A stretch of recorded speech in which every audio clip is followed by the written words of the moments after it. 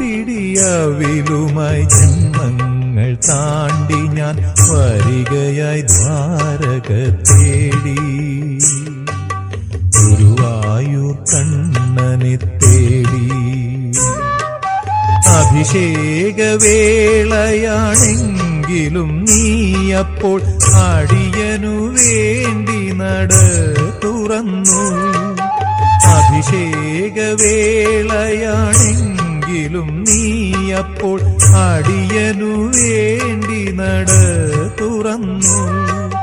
1000 മണിയൊച്ചയെതിരേറ്റു എന്നെ അവിടുത്തെ കാരുണ്യമെതിരേറ്റു.